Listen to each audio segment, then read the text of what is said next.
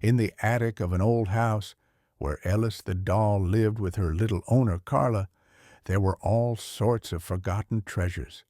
There were dusty books, broken toys, and even an old swing. But what caught Elis's eye most was a mysterious blue suitcase with a golden clasp. What if it holds treasure? She wondered as she slowly opened the heavy lid. But instead of gold or pearls, a soft glowing mist rose from inside, wrapping gently around Elis. Before she could say a word, she began to float into the air. "What's happening?" she gasped. The world spun around her, and when it finally settled, Elis found herself standing on a meadow full of tiny moss-covered cottages. From one of the doors peeked a little gnome wearing a red cap. "Help! Please help!" he cried. "Our magical spring is drying up, and without it we'll lose our strength." Elis looked around and saw a small stream turning into dry stones. "We must find out why the water is gone," she said with determination.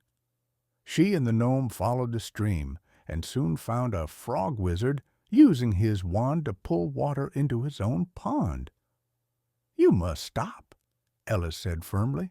The frog wizard paused, sighed, and replied, "I'll return the water, but only if you promise to bring me some magical spring water now and then." The gnomes agreed. The water flowed once again, and just as quickly as it came, the glowing mist returned.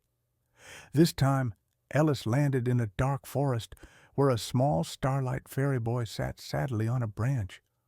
"Oh, Elis, I'm so glad you're here," he sighed. "I lost my stardust, and without it, the stars won't shine." Elis looked up. Only a few faint sparks lit the sky. "Where did you last see it?" she asked. "In the cave by the glittering stream," the fairy replied. She made her way there and found a shivering gnome clutching a little bottle of glowing dust.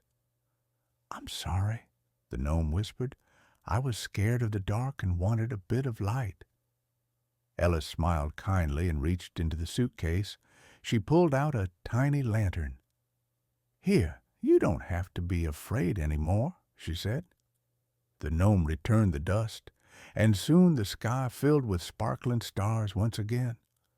Then the mist rose once more, and Elis found herself on a tall cliff, standing next to a little green dragon. "Don't worry, I won't push you," he said sadly. I don't know how to fly." Elis gently examined his drooping wings. "Have you tried?" she asked. "Yes, but I'm afraid I'll fall." Elis thought for a moment.